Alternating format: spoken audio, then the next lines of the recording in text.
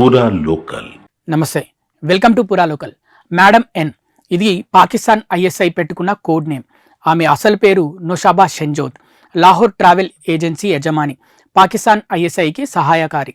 అంతేకాదు, ఈమె భారత్లోని పాకిస్తాన్ రాయబార కార్యాలయంలో ఎంత చెబితే అంత. అది ఆమె పవర్. భారత యూట్యూబర్లకు వీసా ఇవ్వండి అని ఒక్క ఫోన్ కొడితే చాలు, క్షణాల్లో ఇచ్చేస్తారు. అది ఆమె నెట్వర్క్.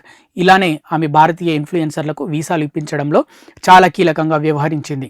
భారత్లో ఐఎస్ఐ ఏజెంట్లను నియమించడంలో, వారికి పాకిస్తాన్ ప్రయాణం కల్పించడంలోనూ, గూఢాచార్య నెట్వర్క్ను స్థాపించడంలోనూ చాలా చురుకైన పాత్ర పోషించింది.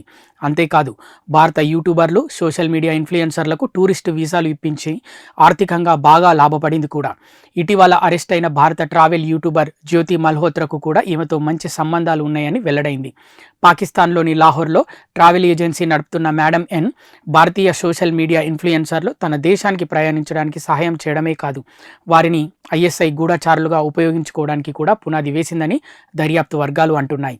పాకిస్తాన్ గూఢచర్య సంస్థ ఇంటర్ సర్వీసెస్ ఇంటెలిజెన్స్ కింద పనిచేస్తూ లాహోర్ పట్టణంలో జయ్యానా ట్రావెల్ అండ్ టూరిజం కంపెనీని నడుపుతున్న నొషాబా షెంజోత్ ఇటీవల అరెస్ట్ అయిన జ్యోతి మల్హోత్రా మాత్రమే కాకుండా చాలా మంది భారతీయ సోషల్ మీడియా ఇన్ఫ్లుయెన్సర్లకు, అనేక మంది ఇతరులకు కూడా పాకిస్తాన్ను సందర్శించడానికి సహాయం చేశారని దర్యాప్తు వర్గాలు చెబుతున్నాయి.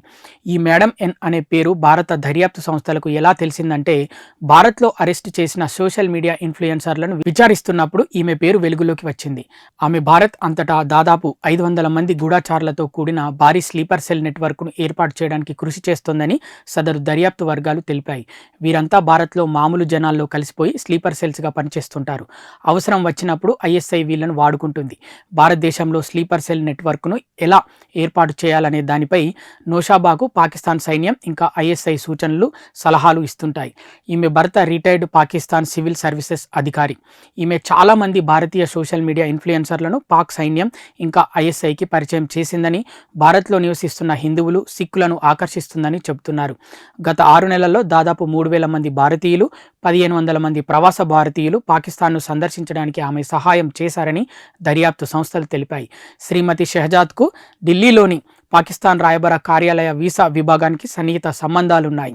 ఆమె వీసా విభాగం మొదటి కార్యదర్శి సుహెల్ కమర్, కౌన్సిలర్ ఉమర్ షెరియార్తో చాలాసార్లు సంప్రదింపులు జరిపింది. అంటే ఆమె కోరుకునే ఎవరికైనా ఒక్క ఫోన్ కాల్తో వెంటనే పాకిస్తాన్ వీసా లభిస్తుందని దర్యాప్తు వర్గాలు తెలిపాయి. ఢిల్లీలోని పాకిస్తాన్ రాయబార కార్యాలయంలో వీసా అధికారిగా పనిచేసిన ISI operative Danish alias Ehsan ur రెహమాన్తో కూడా ఆమె సంప్రదింపులు జరిపింది. జ్యోతి మల్హోత్రా వ్యవహారం బయటపడిన తర్వాత మే నెలలో డానిష్ను భారతదేశం నుండి బహిష్కరించారు. భారతదేశం నుండి పాకిస్తాన్కు పర్యాటకులను పంపడానికి ఎటువంటి వ్యవస్థ లేదా భారతీయ పౌరులకు పర్యాటక వీసాలు జారీ చేయడానికి ఎటువంటి ప్రక్రియ లేనప్పటికీ పాకిస్తాన్ హై కమిషన్ మేడం ఎన్ సిఫార్సు స్పాన్సర్షిప్పై సందర్శకుల వీసాలను జారీ చేస్తుంది.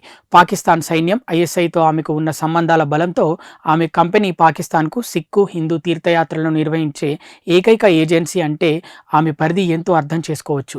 ఈమె కంపెనీ ఎవాక్యూ ట్రస్ట్ ప్రాపర్టీ బోర్డుతో కలిసి పనిచేస్తుంది. మరోవైపు శ్రీమతి షెహజాద్ భారతీయ యాత్రికుల నుండి భారీ మొత్తంలో డబ్బు వసూలు చేసి ఆ నిధులను పాకిస్తాన్ను ప్రమోట్ చేయడానికి ఉపయోగించారని సదరు వర్గాలు తెలిపాయి. ఆమె ఇటీవల ఢిల్లీతో పాటు మరిన్ని నగరాల్లో కొంతమంది ట్రావెల్ ఏజెంట్లను నియమించింది. వారంతా ఇప్పుడు ఆమె కంపెనీని సోషల్ మీడియాలో బాగా ప్రమోట్ చేస్తున్నారు. ఇవి ఇప్పటివరకు ఉన్న అప్డేట్స్. మరిన్ని అప్డేట్స్ కోసం చూస్తూనే ఉండండి పూరా local, your choice for local voice.